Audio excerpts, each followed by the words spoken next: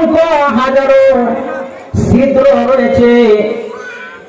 ওই ছিদ্রের ভিতরে এই পৃথিবীতে আল্লাহ তাআলা যত জিন ইনসান, যত আশরাফুল মাখলুকাত সৃষ্টি করেছেন, প্রত্যেকটির প্রাণগুলো ওই ছিদ্রের ভিতরে প্রবেশ করবে। হযরতে ইসরাফিল আলাইহিস সালাতু ওয়াস সালাম যখন সিংহাই যখন ফু দিবেন, ফু দেওয়ার সঙ্গে সঙ্গে ওই প্রত্যেকটি রূহগুলো বেহুশ হয়ে জমিনের মধ্যে পড়ে যাবে। এতে আমার দিলের ভিতরে কোনো ধরনের কোনো সন্দেহ থাকবে না। সম্মানিত প্রিয় হাজিরিন, কুরআনুল হাকিমে আল্লাহ পাক রব্বুল আলামিন আরেক আয়াতের মধ্যে বলেন, وَنُفِخَ فِي الصُّورِ فَصَعِقَ مَن فِي السَّمَاوَاتِ وَمَن আল্লাহ পাক রব্বুল আলামিন হযরত ইসরাফিল আলাইহিস সালাতু ওয়াস সালামকে ভাবে নিযুক্ত করে রেখেছেন। যখন তিনি সিংহাই যখন ফু দিবেন, ফু দেওয়ার সঙ্গে সঙ্গে এই পৃথিবীর প্রত্যেকটি প্রাণীগুলো, প্রত্যেকটি জিন ইনসান, যত আশরাফুল মাখলুকাত রয়েছে, প্রত্যেকটি বেহুশ হয়ে জমিনের মধ্যে পড়ে যাবে। এটা হবে প্রথম নাম্বারের ফুয়ের পরের অবস্থা। দ্বিতীয় নাম্বারে যখন ফু দেওয়া হবে, দ্বিতীয় ফু দেওয়ার সঙ্গে সঙ্গে প্রত্যেকটি প্রাণীগুলো মারা যাবে। তৃতীয় নাম্বারে যখন ফু দেওয়া হবে, তৃতীয় নাম্বারে ফু দেওয়ার সঙ্গে সঙ্গে এই পৃথিবীতে যত জিন ইনসান, যত আশরাফুল মাখলুকাত রয়েছে, প্রত্যেকটি আবারও সুন্দর করে জীবিত হয়ে উঠবে। বলেন না সুবহানাল্লাহ। সম্মানিত প্রিয় হাজিরিন, আপনার দিল থেকে একবার একটু প্রশ্ন করেন, ওই সিংহার ফুয়ের আওয়াজটা এত শক্ত হবে, এত বিকট আওয়াজ হবে, কোন মানুষ কখনোই সে কল্পনাও করতে পারবে না। এত বিকট আওয়াজ হবে। সামান্য একটু চিন্তা করে দেখেন,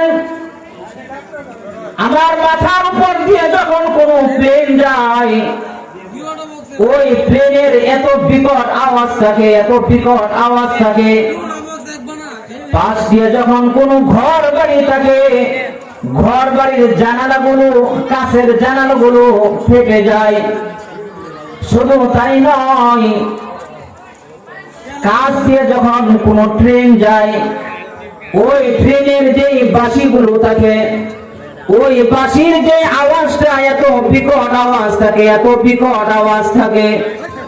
ওই এত বিকট আওয়াজের কারণে যাদের হাত দুর্বল থাকে, ওই হাত দুর্বল থাকার কারণে ওই বাঁশির ফুটাও পর্যন্ত সহ্য করতে পারে না। কথা বলেন ঠিক না?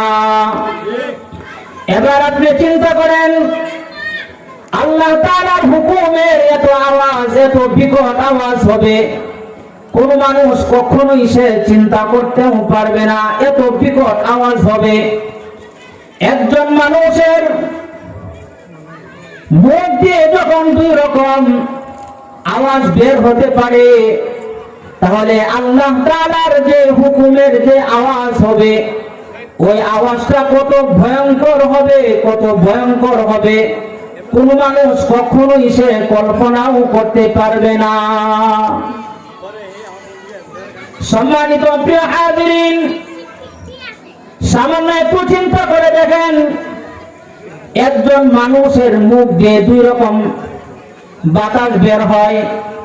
আপনি যখন কোনো দোকানে যখন কোনো চা খেতে যান, ওই চাটা তখন থাকে গরম থাকে, ওই গরম থেকে ঠান্ডা করার জন্য আমি যখন ফু দেই ঠান্ডা হওয়ার জন্য। কথা বলেন ঠিক না? আমরা আগের হুজুরটা চিন্তা আগে চাইছিল, যখন আমি শীতকালে হুজুর খেতা কম্বল মুড়ি দিয়ে যখন আমি শুয়ে পড়ি,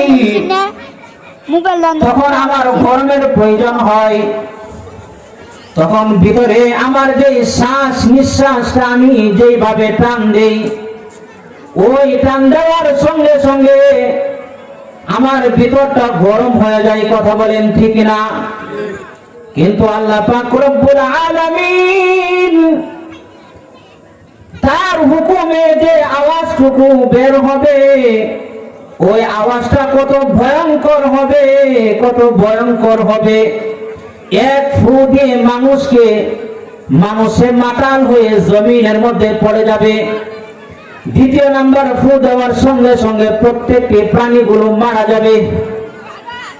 তৃতীয় নাম্বারে যখন ফু দেওয়া হবে, তৃতীয় নাম্বারে ফু দেওয়ার সঙ্গে সঙ্গে প্রত্যেকটি প্রাণীগুলো আবারও জীবিত হয়ে জমিনের মধ্যে কিয়ামতের মাঠে এসে উদযাপিত হয়ে উঠবে। কিন্তু আমাদের মধ্যে যারা বিধর্মী রয়েছে, যারা কাফের, মুশরিক, ইহুদি, নাসারা যারা রয়েছে, তাদের দিলের মধ্যে প্রত্যেকটি মুহূর্তে তাদের দিলের ভিতরে প্রশ্ন জাগে।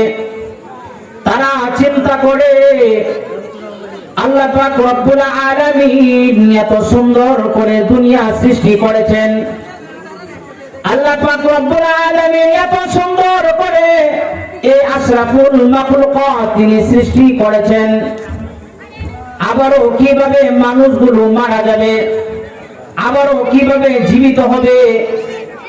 কাফের, মুশরিক, বেদিন যারা রয়েছে তাদের দিলের ভিতরে এমন প্রশ্ন জাগতে থাকে, এটা কিভাবে সম্ভব? কুরআনুল হাকিমের মধ্যে আরেক আয়াতের মধ্যে আল্লাহ পাক রব্বুল আলামিন বলেন, আইযা মিতনা ওয়া কুন্না তুরাবান ওয়া ইযামান আইন্না লামাবউসুন। যারা কাফের, মুশরিক, ইহুদি, নাসারা তারা বলতে থাকে, আমার এই দেহটা যখন মরে যাবে, পচে গলে যখন বিলীন হয়ে যাবে, আবার কিভাবে আমাকে সৃষ্টি করবে?